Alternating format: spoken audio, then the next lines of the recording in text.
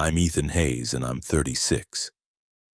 My home is a sprawling estate carved into the edge of Paradise Valley, Arizona, where entire walls of glass slide away to reveal the raw, red expanse of the desert. Out there, the sun beats down with an intensity that seems to burn the very air. Professionally, I serve as a senior advisor for a global real estate investment fund, a position that has built my personal fortune to well over $500 million. The true center of my world, though, is Sophie, my 8-year-old daughter. Her hair is the color of spun gold, and her eyes are a startling cloudless blue that mirrors the vast desert sky. Just the sound of her laughter is enough to ground me in a way all the money in the world never could. From the outside, I imagine this life looks like a perfect picture, a seamless story of privilege and success. But that couldn't be further from the truth. Just 4 years ago, my reality was anything but brilliant. In that life, I was the unwanted piece, the adopted son who never quite fit into the formidable Prescott dynasty. I spent my days navigating a minefield of biting comments and dismissive looks that made me feel utterly invisible. In the suffocating gloom of that time, Sophie was everything. My precious girl was the one steady flame that kept the shadows at bay, the single reason I didn't completely fall apart. 4 years ago, this life of influence and affluence was an impossible dream. Sophie and I were crammed into a tiny rental on the far edge of Mesa. I remember the water stains blooming like ugly maps on the walls and the perpetual rhythmic groan of the ceiling fan overhead, a sound that became the soundtrack to our struggles. The air always seemed to smell faintly of dust and desperation. I spent countless nights just sitting beside her small bed, watching the peaceful rise and fall of her chest, a knot of doubt tightening in my gut. Could I do this? Did I have what it takes to get her out of here? Lulette, there was no massive fortune then, no advisory position. I was just a dad, working a patchwork of menial jobs, doing whatever it took to keep food on our table. The breaking point, the moment everything shattered, was when the Prescott family, the people I had once considered my own, cast me out completely. My story with them began when I was just a few months old. Arthur and Eleanor Prescott, a formidable power couple in Paradise Valley, had adopted me back when they believed they couldn't conceive a child of their own. Arthur Prescott was a force of nature, a real estate magnate whose gaze could dissect you and whose voice didn't just fill a room. It laid down the law. He was, without a doubt, the most intimidating figure I have ever encountered. My adoptive mother, Eleanor, possessed a quiet grace, but her warmth was always rationed. Her affection felt like a duty she was performing, a polite but hollow gesture toward a boy who wasn't truly hers. I was raised in their sprawling mansion, a world of immense privilege where I wanted for nothing material. Yet I was never truly treasured. I wasn't the future of the Prescott name, not their legacy. I was a prop, the adopted son brought in to complete the picture of a perfect family until the real heirs arrived. The entire dynamic shifted when I turned 5. That was the year Eleanor and Arthur started having children of their own blood. First William, then Olivia, Charlotte, and finally Thomas. With their arrival, my status as the adopted son solidified into something else entirely: the outsider. My new siblings, even as toddlers, quickly absorbed the household's unspoken hierarchy and learned to see me with a chilling contempt. I can still hear it perfectly. "Ethan's the one they found," Olivia once hissed to Charlotte, thinking I couldn't hear. Her voice was a tiny, sharp needle, and the words lodged themselves in my memory forever. I poured myself into earning a place, doing anything and everything at Arthur's company. I fetched coffee. I organized files. I spent nights under the harsh fluorescent lights of a junior office, poring over dense financial statements, desperate for a single sign of acknowledgement from him. But Arthur's approval was a locked door. I could present a flawless report, and he would simply take it without a word, his eyes already moving to the next item on his agenda. I remained a ghost in the machine, a silent functionary in the glittering Prescott empire. The arrangement was announced to me when I was 25. I was to marry Amelia, the daughter of David Blackwood, one of my father's most crucial business allies. It wasn't a proposal. It was a strategic move, a merger of families designed to fortify Arthur's position. Amelia was undeniably beautiful, with a smile that could light up a room and eyes that missed nothing. But beneath the surface, there was a tension I could feel in the cool, brief touch of her hand. As a wedding gift, Arthur set us up in a stunning home on the edge of Paradise Valley, complete with manicured grounds and those signature floor-to-ceiling windows that looked out onto the burning desert landscape. At first, I allowed myself to see it as a generous gift. I soon understood it was simply a more elegant leash, a way for him to keep me close yet conveniently out of the main family home. Our life together started with meticulously polite conversations and smiles that never quite reached our eyes. Still, a foolish part of me clung to the hope that from this hollow foundation, I could somehow build a real home, a real family. A year into our marriage, Sophie was born. The moment I held her, all the pretense and anxiety fell away. She had these incredible blue eyes that seemed to hold the whole of the Arizona sky, and her smile, it could erase every single one of my fears. She was, without question, the greatest thing that had ever happened to me. But as Sophie grew, the woman I had tried so hard to build a life with began to unravel. Amelia's veneer of politeness cracked, replaced by a volatile anger that would erupt without warning. She started vanishing for entire evenings, only to stumble home in the small hours of the morning, her breath thick with the sour scent of liquor, her eyes red and unfocused. I remember cornering her in the kitchen, my voice low, begging her to tell me what was wrong, what I could do. "Just leave me alone," she screamed, her voice echoing in the cavernous space. "You're suffocating me."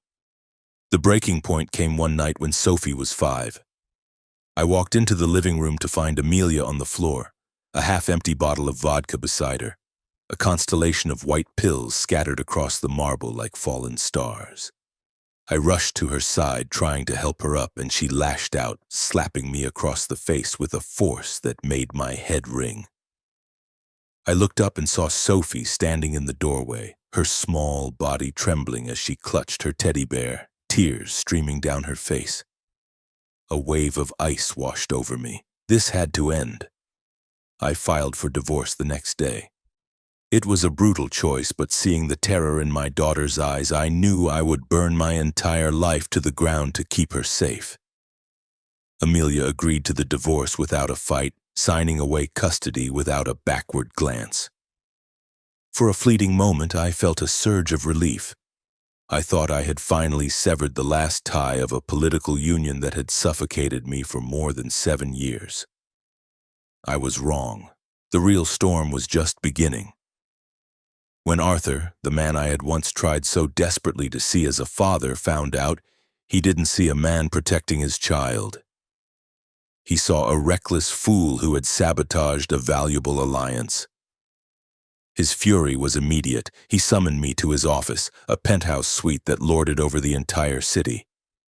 I can still feel the dread of that moment, the solid thud of the oak door closing behind me, sealing me in, the oppressive scent of old leather and his expensive cigars, the late afternoon sun slanting through the windows, illuminating the dust motes dancing in the air and casting long, ominous shadows from the enormous family portrait hanging on the wall. A portrait from which I was conspicuously absent. I stood before his immense desk, my hands clenched into fists at my sides, my heart hammering against my ribs. His gaze was glacial. It wasn't just anger. There was a deep, chilling contempt in his eyes that I had never seen so clearly before. When he finally spoke, his voice was low and sharp, each word a carefully aimed dart. "You have the audacity to ruin our connection with the Blackwoods?" he began, his tone deceptively calm. "Who in the hell do you think you are, Ethan? You're nothing, a stray we took in, and you think you have the right to defy me?" My own voice felt trapped in my throat, but I managed to speak. "I had to," I started, trying to explain the reality of my life with Amelia, trying to make him understand. I told him everything. I described the drunken nights, the screaming matches that left Sophie hiding in her closet, the countless times I had to rock her back to sleep because our home had become a place of fear. I laid my heart bare, hoping for a flicker of understanding. He didn't even pretend to listen. With a flick of his wrist, he waved away my entire life, my pain, my daughter's terror. "Ungrateful," he spat, the word so cold it felt like a physical blow. "I gave you a home. I gave you a fortune.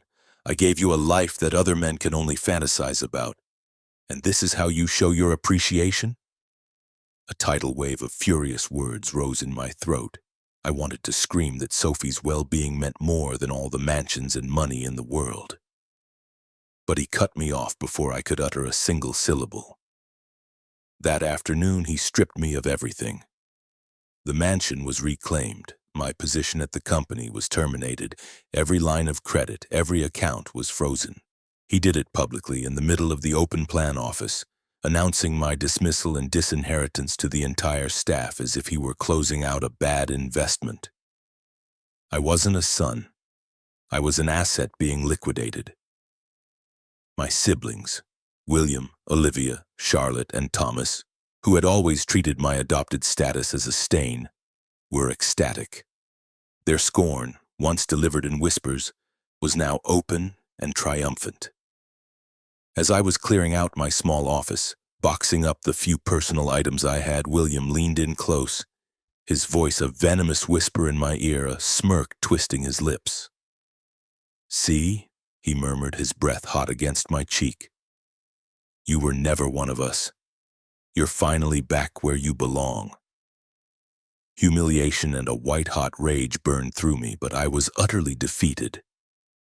What could I say? He was the true heir, the favored son. I was just the charity case. I drove back to the house, his house, as he had made perfectly clear, to pack. It was one of those rare, dramatic days when the sky over Paradise Valley opens up and unleashes a torrent. The rain hammered against the roof and sluiced down the massive windows, the sound echoing through the now silent, cavernous rooms. Each drop felt like a judgment. With nowhere else to go, I found a small, dingy apartment on the forgotten edge of Mesa. The whole place smelled of damp and decay, and the floorboards groaned in protest with every step I took. It was a world away from the life we had known. That afternoon, I picked Sophie up from her private school, her familiar world of manicured lawns and smiling teachers. Driving her to our new reality felt like a betrayal.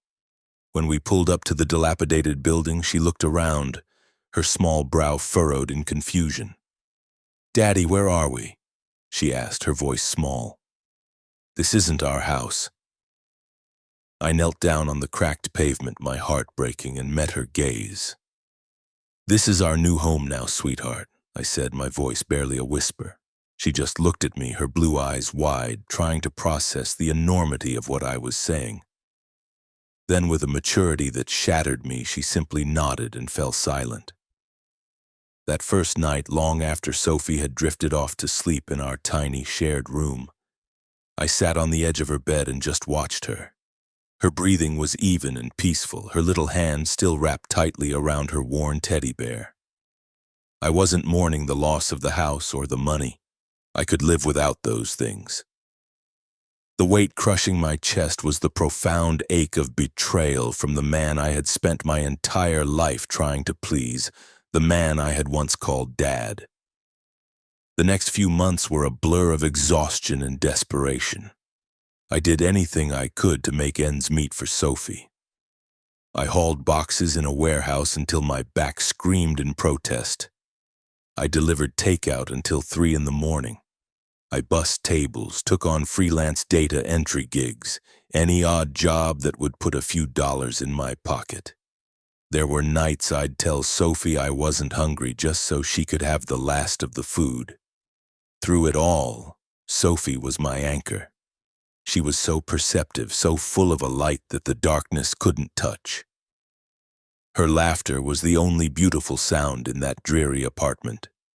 Whenever she'd wrap her small arms around my neck and whisper, "You're the best daddy in the world," it was like a shot of adrenaline.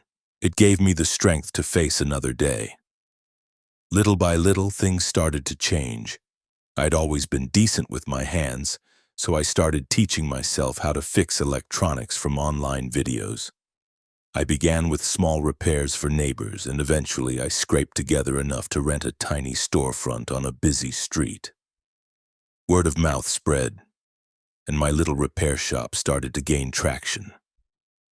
Life was still a constant struggle, but for the first time in a long time, I felt a fragile sense of stability.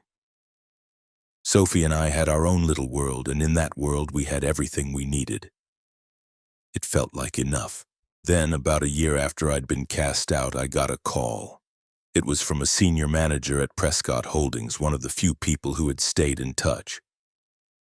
He told me Arthur had collapsed, a massive heart attack. He was in the hospital and his condition was critical. The updates I received painted a bleak picture. Arthur wasn't just sick, he was completely alone. I learned that William was technically in charge of the company now, but was more interested in his nightlife than his father's health. Olivia and Charlotte were off on some lavish European tour, and Thomas, the youngest, was preoccupied with a string of disastrous business ventures.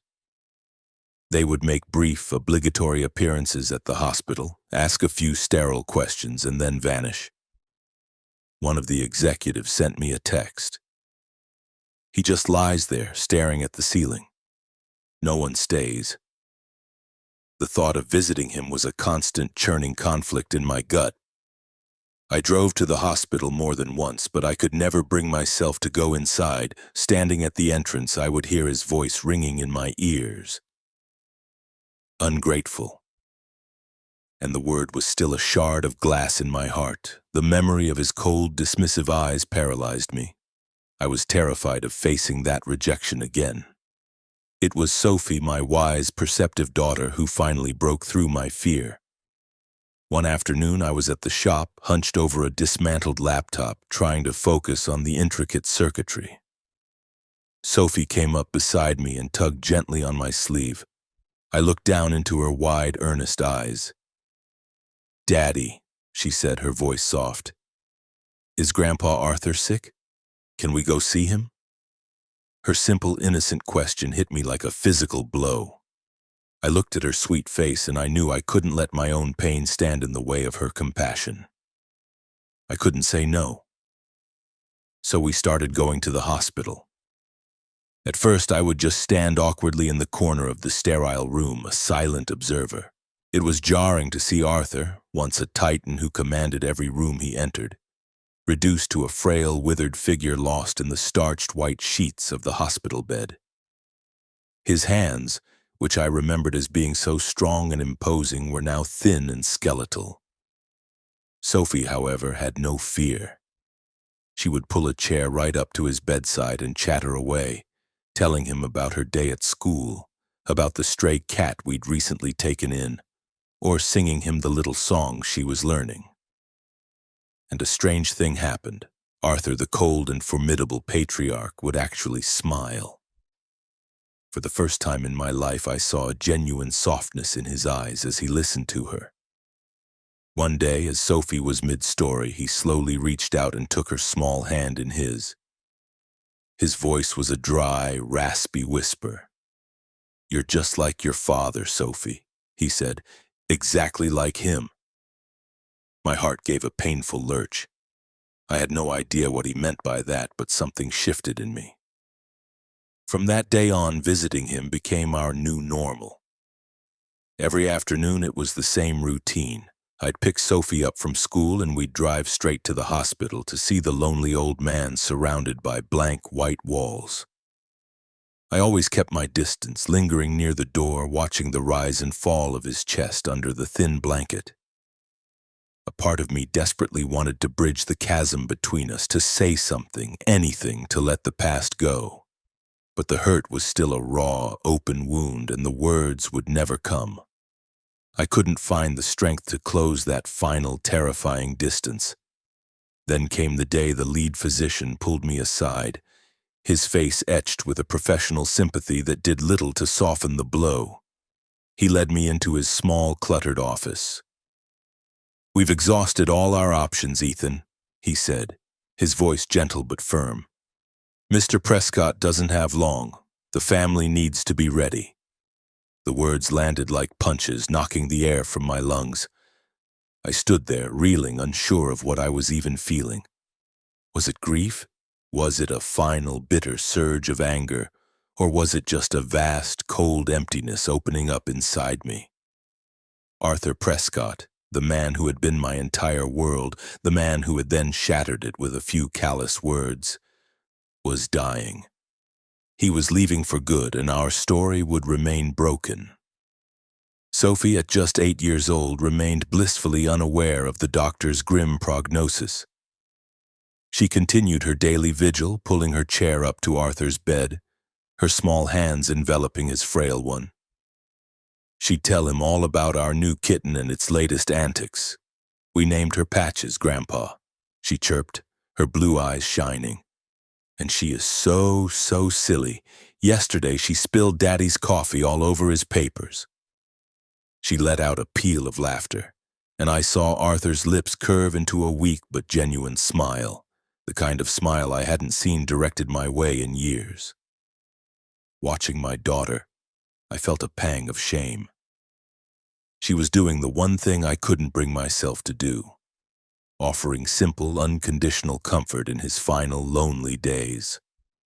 A few days later, while I was sorting through a box of spare parts at the shop, Sophie came over and tugged on my shirt. She looked up at me, her expression serious. "Daddy," she said quietly, "Grandpa seems really lonely. I wish we could make him feel better." Her words were a spear to my heart. She was becoming the connection I was too wounded to forge on my own.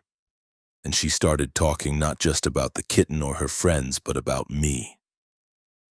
"Daddy works all the time, Grandpa," I overheard her telling him one afternoon, her voice clear and earnest. "He gets so tired, but he never complains. He fixes everybody's phones and computers, and he still reads to me every single night, even when he's sleepy." I stood by the window, my back to them, pretending to be absorbed in the view of the parking lot below. But every word landed squarely in my chest. Arthur remained silent, just a slight inclination of his head, but when I chanced to glance at him, I saw it. The ice in his eyes had finally begun to thaw. It was as if he was seeing me for the first time in years, but through Sophie's unfiltered love. A few days later, while Sophie was happily occupied with a coloring book in the hospital's family lounge, Arthur spoke my name, Ethan. His voice was so weak it was barely more than a breath. I froze, then moved slowly toward the bed, my pulse thrumming in my ears. He looked directly at me, his gaze clear and steady. "Thank you," he rasped, the effort visible on his face, "for coming back after what I did." The air was thick with unspoken history. I couldn't find the words to reply, so I just gave a stiff nod. "I didn't want Sophie to be upset," I managed to say. My own voice rough with emotion. Arthur's gaze fell and his lips trembled as if there were 1,000 things he wanted to say but no longer had the strength to form the words. From that day on, we started to talk, really talk, for the first time in years. Our conversations were short, fragmented things punctuated by long silences, but they were a start. He would ask about the repair shop, about the challenges of raising Sophie on my own. I answered his questions, but I kept a part of myself guarded, walled off. I was terrified that if I let him in too far, I would just be setting myself up to be wounded all over again. One afternoon, he was watching me as I helped Sophie with her coat. He looked at me, his eyes clouded with something I couldn't quite read. "You've raised her well, Ethan," he said quietly. "She's a remarkable little girl." The words caught me completely off guard. It was the closest thing to a compliment I had ever received from him in my entire life. A question burned on my tongue. Why? Why did you throw me away? But I swallowed it down, afraid that his answer would extinguish the tiny, fragile flame of connection that had just begun to flicker between us. Sophie, completely unaware of the complex currents flowing between the two men who loved her, continued to be our anchor. She was the one solid, true thing in that sterile room. She would arrive each day with a new crayon drawing, proudly presenting it as a gift for her grandpa. Arthur, though his hands trembled with weakness, would take each piece of paper and study it with solemn intensity before placing it carefully inside a small wooden box he kept on his bedside table, treating her scribbles like priceless works of art. I could see him changing day by day. It was a slow, subtle transformation, but it was real. On one of those visits, Sophie skipped out of the room to get a cup of water from the fountain down the hall. In the sudden quiet, Arthur turned his head on the pillow and looked at me. There was a strange, wet sheen to his eyes. His voice was a ragged whisper, each word a struggle. "Ethan," he began, I was so wrong." I was paralyzed. I stared at him, at the raw vulnerability in his face, the undisguised regret that I had never, ever seen before. A primal part of me wanted to close the distance between us, to put my hand on his shoulder, to tell him how many years I had yearned to hear him say those words. But all I could do was stand there, rooted to the spot, as silent tears began to track down my cheeks. It wasn't forgiveness, not yet, but it was a beginning. A hairline crack had appeared in the massive wall between us, just wide enough for a sliver of light to pass through. But we were out of time. A few days later, the call came in the early hours of the morning. It was one of the nurses. Arthur was fading fast. His breathing was shallow, and the doctor said it was only a matter of days, maybe hours. My heart felt like a lead weight in my chest as I drove to the hospital with Sophie. She sat beside his bed, holding his hand and singing him her favorite lullaby. But this time, Arthur didn't smile. His eyes remained closed. He stirred, his grip on Sophie's hand tightening almost imperceptibly. He pulled her closer, his lips moving as he whispered something into her ear. I watched, my breath held, but I couldn't make out the words. I only saw Sophie nod, her expression grave, as if she had just been given a sacred duty. Later, when I asked her what he'd said, she just shook her head. "Grandpa told me a secret," she said. "He told me to keep it safe." Those last days unfolded in a somber, muted silence, like the last leaves falling from a tree before the onset of winter. After that urgent call, I barely left the hospital. I'd rush from the shop to pick Sophie up from school, and we'd spend the rest of the day and most of the night in that quiet, antiseptic room. We were living there, really, amidst the beeps and whirs of the machines that were keeping him alive. Arthur just lay there, his breath a faint whisper in the stillness. His eyes, once so piercing and alive, were now clouded over, fixed on some point beyond the walls of the room, a place I couldn't follow. Sophie, in her beautiful innocence, would sit beside him for hours, humming her songs and telling him stories about Patches, showing him her latest drawings. But Arthur didn't smile anymore. He would just give her hand a weak squeeze now and then, his gaze occasionally flickering toward me before drifting away again. There was a look in his eyes I couldn't quite decipher. Was it regret, resignation, or just the profound weariness of a man letting go of the world? On his last day, I stood in the corner of the room, an overwhelming sense of powerlessness washing over me. Sophie, wearing her favorite blue dress, was perched on the edge of his bed, her voice a soft murmur. "I'll be a good girl, Grandpa," I heard her promise. "I will." I didn't hear him reply, but I saw his hand move, his fingers trembling as he pressed a small sealed envelope into her palm. "Keep this," he breathed, his voice so faint it was almost lost in the hum of the monitors. "Keep it safe for me." Sophie's expression was solemn, like a knight accepting a sacred quest. She nodded once, then carefully tucked the envelope into the pocket of her dress. A question formed on my lips, but one look at the determination in my daughter's eyes stopped me. I didn't know what the envelope contained, but I could feel its importance. A weight that had nothing to do with paper and everything to do with what was left unsaid. Arthur passed away peacefully the next morning, just as the first pale light of dawn was breaking through the window. Sophie and I were there holding his hands. A kind, older nurse stood with us, and then there was only the silence of the machines that had finally fallen quiet. I pulled Sophie into my arms, holding her tight as she sobbed into my shoulder, my own grief a hard, tight knot in my throat. Arthur Prescott, the man who had shaped my world and then shattered it, was gone. I felt a confusing swirl of emotions, sorrow, anger, and a strange, hollow relief. A chapter of my life had slammed shut, leaving behind an emptiness I didn't know how to fill. His funeral was held at the main Prescott estate in Paradise Valley, the house where I spent my childhood.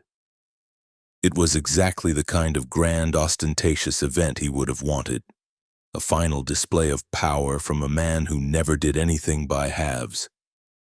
The massive foyer was a sea of white flowers, with cascades of orchids and lilies flowing from the entrance all the way to the front of the room, where a formidable portrait of Arthur stared out over the proceedings. Hundreds of people filed through to offer their condolences. I saw business partners in their tailored suits, their faces arranged in masks of solemnity. I heard former employees offer up empty platitudes about his genius.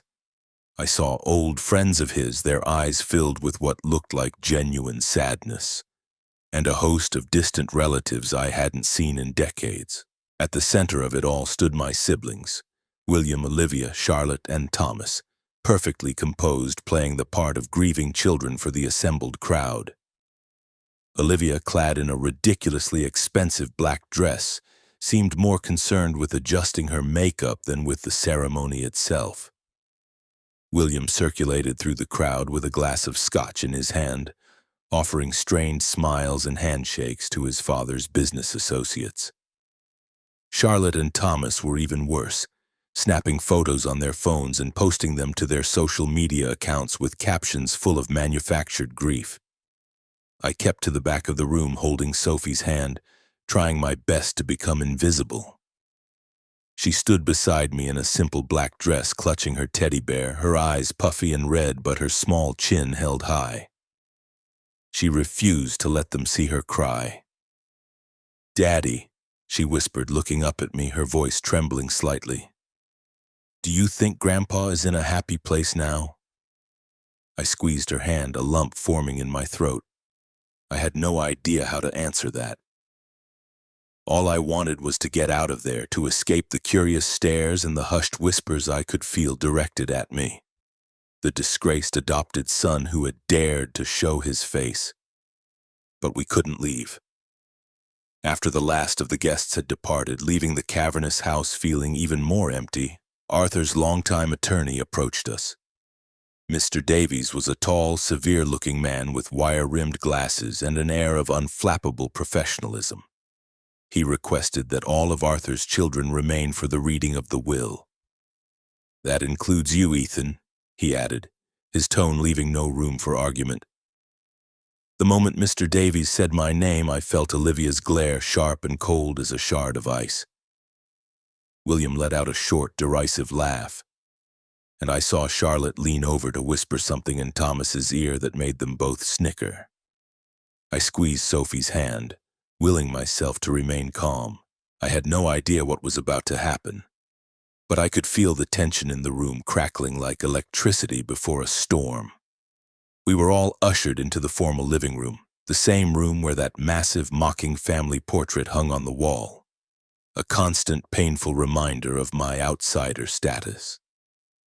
Mr. Davies took his place at the head of the long mahogany table, a thick bound document resting in front of him. My siblings arranged themselves on one side, their expressions a mixture of impatience and entitlement. They looked like predators waiting for their share of the kill. Sophie and I sat at the opposite end of the table, feeling every inch the interlopers we were. I noticed her hand slip into her pocket, her small fingers closing protectively around the envelope Arthur had given her. Mr. Davies cleared his throat, the sound unnaturally loud in the silent room. He untied the ribbon on the document and opened it. "This," he announced, his voice crisp and formal, "is the final will and testament of Mr. Arthur Prescott, dated 3 years prior to his passing." He began to read, his voice a steady monotone as he listed the assets of Arthur's immense fortune. The estates in Paradise Valley and Flagstaff, thousands of acres of prime Arizona real estate, a controlling interest in Prescott Holdings, a fleet of classic cars, a multi-million-dollar yacht moored in San Diego. Everything, down to the last stock certificate, was to be divided equally among his 4 biological children: William, Olivia, Charlotte, and Thomas. My name did not appear, not once. It was as if I had never existed.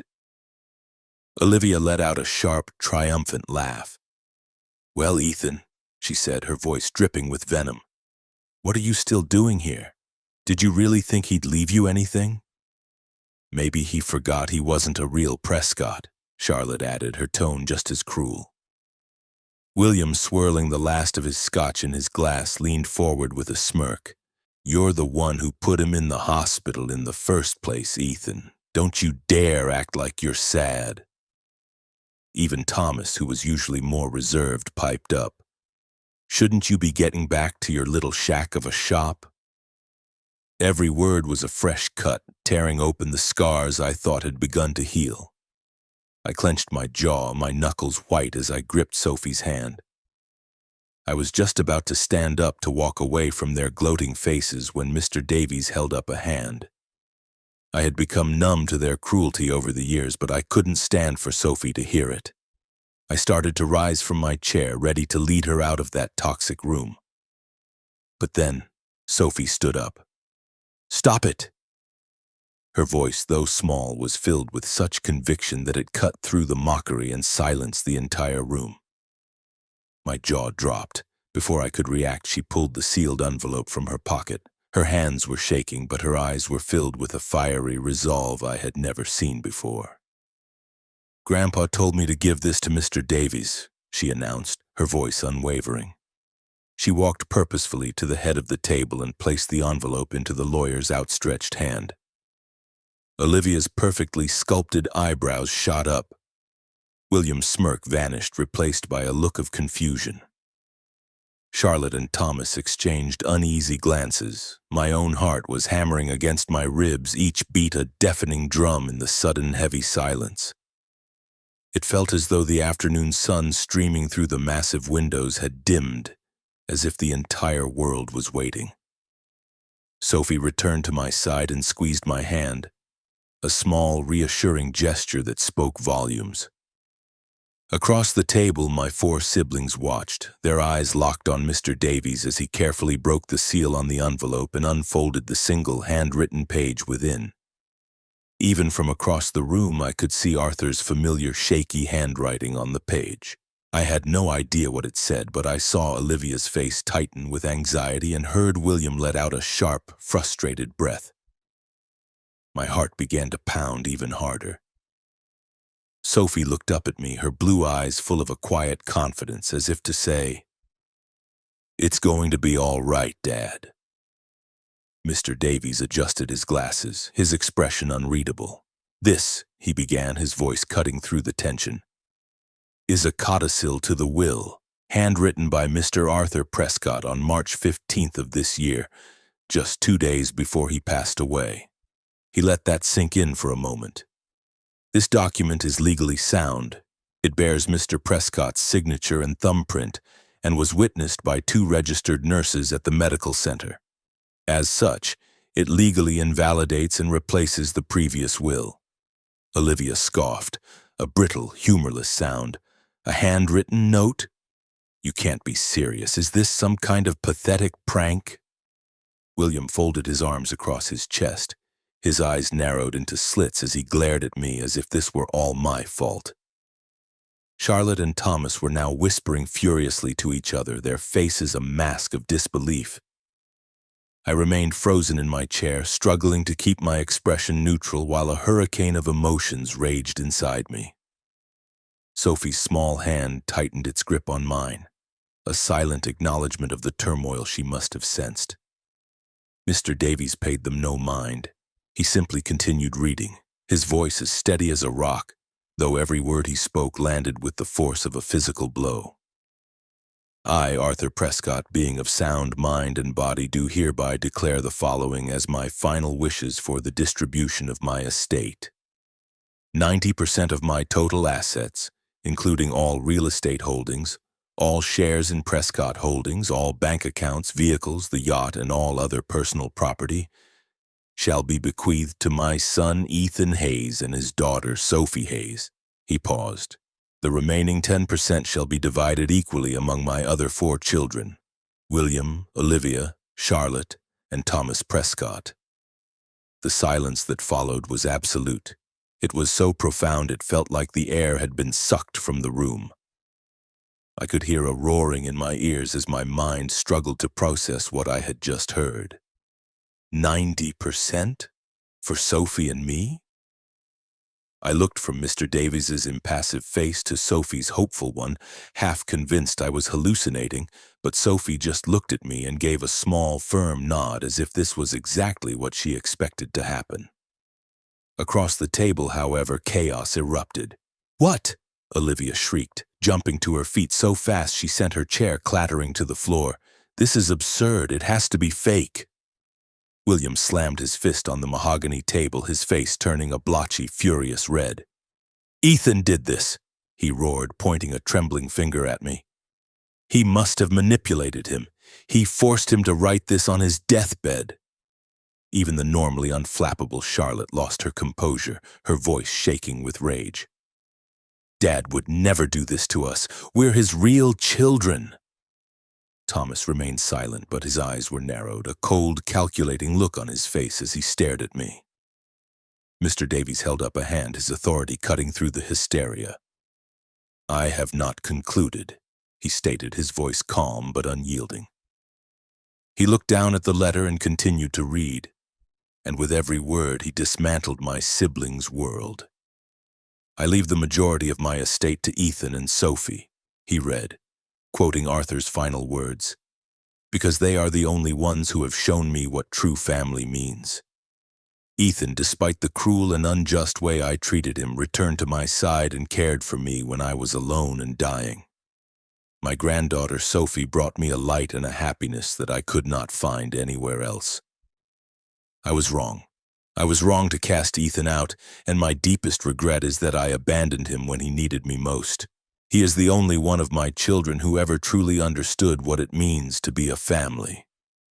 My throat closed and my eyes burned with unshed tears. Arthur, the man who had called me ungrateful, the man who had thrown me out like garbage, had written these words. In the end, he hadn't seen an outsider, he had seen a son. I glanced at Sophie and she beamed at me, her eyes shining with pride. "Grandpa really loved you, Daddy," she whispered, and the simple truth of her words was so overwhelming I had to look away to hide the tears that were now streaming down my face.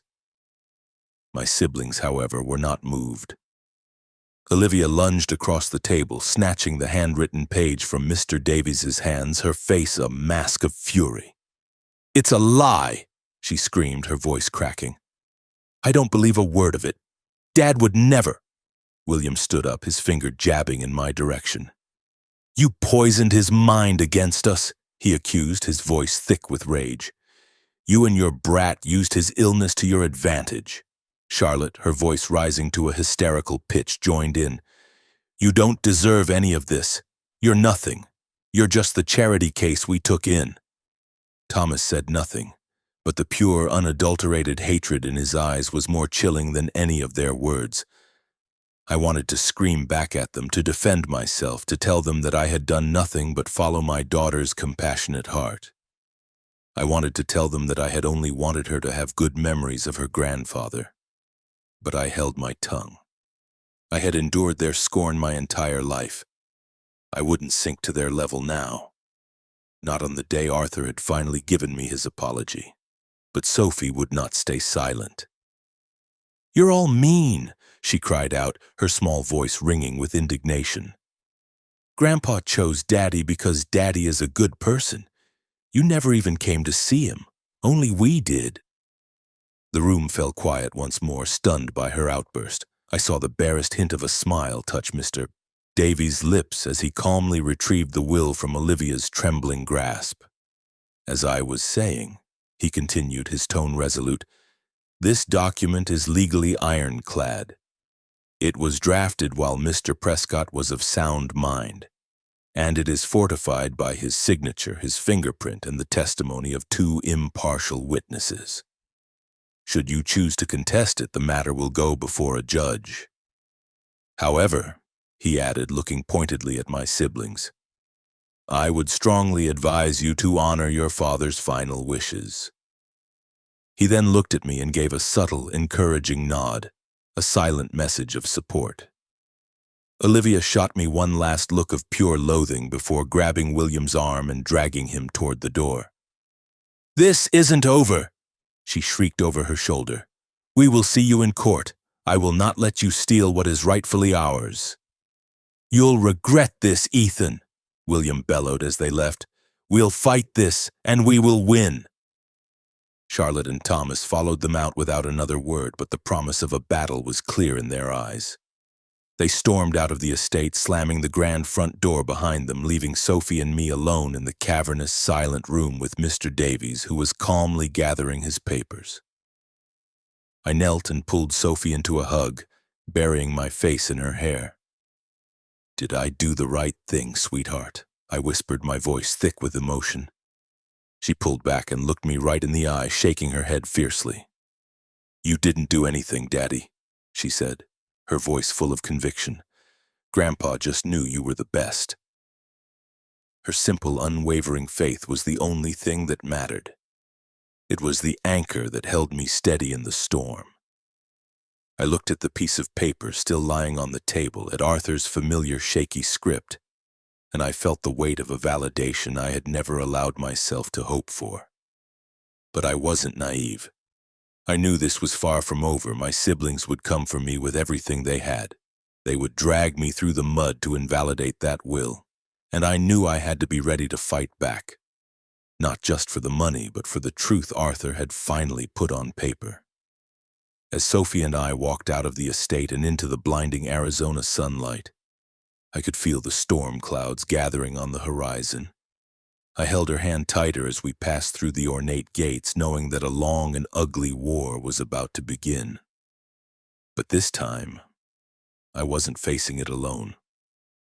I had my daughter by my side, and I had Arthur's final precious words, a gift I would defend with my last breath.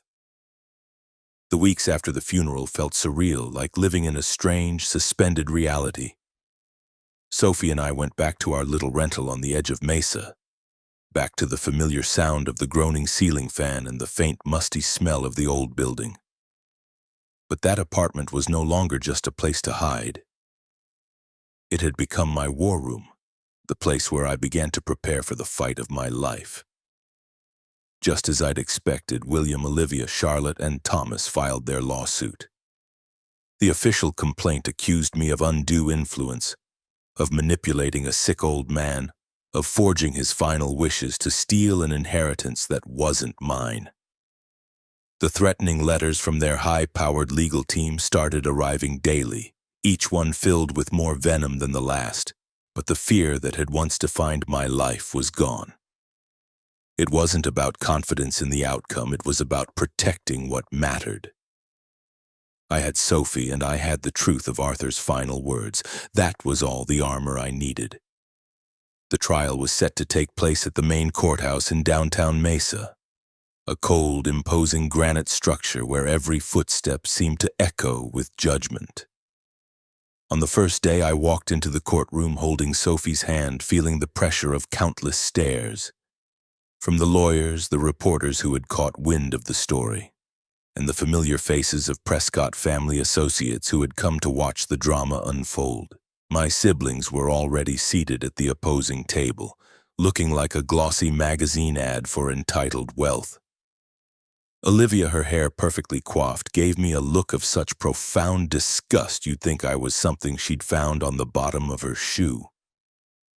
William sat with his arms folded, a smug, arrogant smirk plastered on his face. Charlotte and Thomas were whispering to each other, sharing a private joke at my expense, their confidence radiating off them in waves. I took a deep breath and squeezed Sophie's hand, trying to ground myself. She stood beside me in her simple blue dress, clutching her teddy bear, her gaze steady and unwavering. "Grandpa trusted you, Daddy," she whispered, and her words were like a shield, fortifying me against their contempt. My lawyer, a brilliant woman named Sarah Chen, was small in stature but possessed a razor-sharp mind and eyes that missed nothing. She had worked tirelessly for weeks, meticulously examining the codicil, interviewing the nurses who had witnessed it, and constructing an ironclad defense of Arthur's last wishes. On the other side was Daniel Croft, my sibling's attorney, a big, blustering man with a booming voice and a reputation for shredding wills in court. "They are going to throw everything they have at you, Ethan," Sarah had warned me before we entered the courtroom. "Their entire strategy is to paint you as a manipulative parasite, but we have something they don't: the truth. And in the end, that's all that matters." The trial commenced with Mr. Croft's opening statement. He positioned himself in front of the judge, his voice dripping with synthetic sincerity.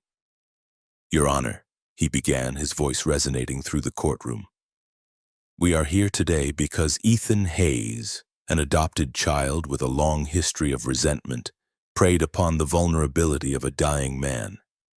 He coerced Mr. Arthur Prescott into signing a fraudulent document, a document designed to steal the birthright of Mr. Prescott's true biological children. We will prove that Mr. Prescott was not of sound mind when this so-called will was created, and that this was nothing more than a cold, calculated plot. We ask the court to see this for what it is and invalidate this shameful forgery." He shot me a triumphant, condescending smile, and I felt a hot surge of anger rise in my chest. My siblings were called to the stand one after another, each performance more sickening than the last. Olivia, her voice high and piercing, painted a picture of me as a bitter outcast, consumed by jealousy, who had been plotting for years to steal their fortune. William testified that I had isolated Arthur in the hospital, using Sophie as a pawn to poison his mind against his real family. Charlotte put on a show of weeping, dabbing at her dry eyes with a tissue as she lamented how devastated she was to see her poor, dear father so cruelly manipulated.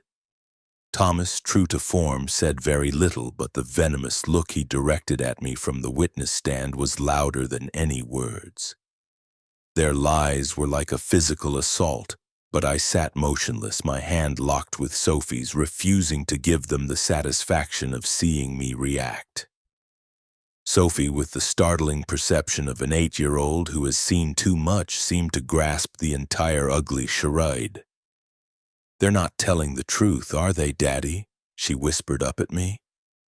I just nodded, managing a weak smile to try and comfort her. Then it was Sarah's turn. She rose, and though her voice was quiet, it commanded the attention of the entire room.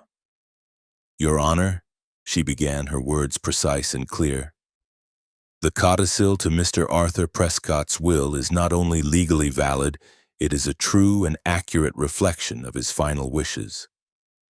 It was written while he was of completely sound mind, and it is fortified by his signature, his fingerprint, and the sworn testimony of 2 unimpeachable witnesses.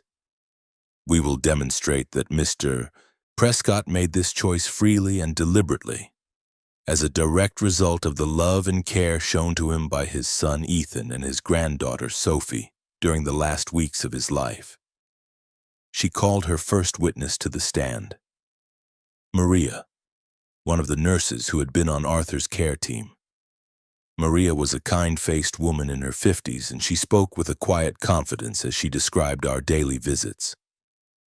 "Ethan never once asked Mr. Prescott for anything," she stated, looking directly at the judge.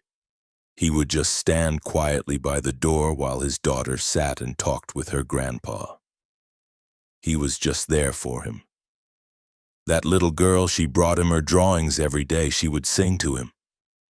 And I saw Mr. Prescott smile at her in a way I never saw him smile at anyone else." She paused, then glanced over at my siblings. "His other children," she said carefully. "I didn't see them very much. They would come for a few minutes, ask the staff some questions, and then they would be gone." Sarah's next witness was Dr. Evans, Arthur's primary physician. He testified unequivocally that Arthur had been completely lucid and mentally competent when he made the changes to his will. He was physically failing, yes, Dr. Evans confirmed, but his mind was as sharp as ever. He told me he needed to change his will. He said he had to make things right for Ethan and Sophie. I was in the room when he signed the document, as were Maria and another member of the nursing staff. Sarah then entered more evidence into the record. She produced security logs and visitor sign-in sheets from the hospital, which documented our daily visits and the sporadic brief appearances of my siblings.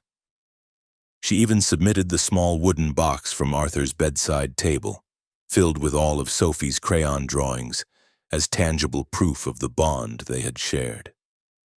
With every new piece of testimony, with every exhibit entered into evidence, I could see the color draining from my siblings' faces. Their confident smirks were long gone, replaced by looks of growing panic. Olivia was chewing on her lower lip, her perfectly applied lipstick now a smear. William's hands were clenched into white-knuckled fists. Charlotte was whispering frantically to Thomas, her eyes wide with desperation. But Mr. Croft wasn't ready to surrender. He called a so-called expert, a psychologist who specialized in elder care, who spouted some nonsense theory about how Arthur might have been suffering from sentimental transference, suggesting that Sophie's presence could have psychologically manipulated him. "A young child can easily trigger an emotional response in a vulnerable elderly individual," he droned on, "leading them to make irrational decisions." I felt a surge of pure rage. He was twisting my daughter's love and compassion into a weapon, portraying her as a tool I had used.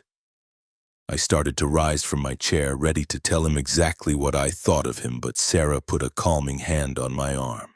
"Easy, Ethan," she murmured. "Let him dig his own grave. We're winning." The final decisive moment of the trial came when Sarah called her last witness. "Sophie." I was terrified, my stomach in knots at the thought of putting her through this, but Sophie was adamant. "I have to do it, Daddy," she had told me. "I have to tell the truth for Grandpa." She walked to the witness stand, a tiny figure in her blue dress clutching her teddy bear. In a clear, steady voice, she told the judge about our visits to the hospital. "I would sing songs for Grandpa," she said, "and it always made him smile. He told me he loved my daddy very much, and he just wanted my daddy to be happy. He gave me the secret letter," she continued, "and he told me to keep it very, very safe until the right time." Her voice was so pure, so honest, that it seemed to absorb all the ugliness in the room, leaving only the simple truth behind. The judge, a formidable older man with a reputation for being tough as nails, looked at Sophie with an expression of profound respect, and I could have sworn I saw his eyes glisten. After 3 grueling days, the judge delivered his verdict. "The codicil to the will of Mr. Arthur Prescott is hereby declared legally valid and binding," he announced, his voice echoing with finality. "This court finds no credible evidence of undue influence, coercion, or a lack of testamentary capacity. Mr. Prescott's final wishes will be respected." It was over. Sophie and I were officially the beneficiaries of 90% of Arthur's estate. The houses, the company, the fortune, my siblings with their meager 10% filed out of the courtroom in a stunned, silent procession. Olivia gave me one last withering glare, but the fight had gone out of her.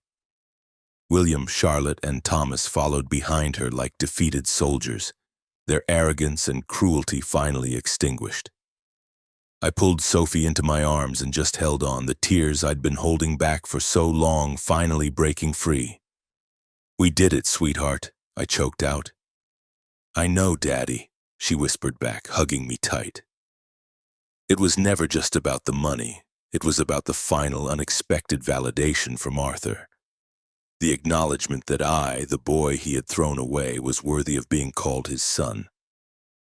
As we stepped out of the courthouse and back into the brilliant Arizona sun, it felt like the world had been scrubbed clean.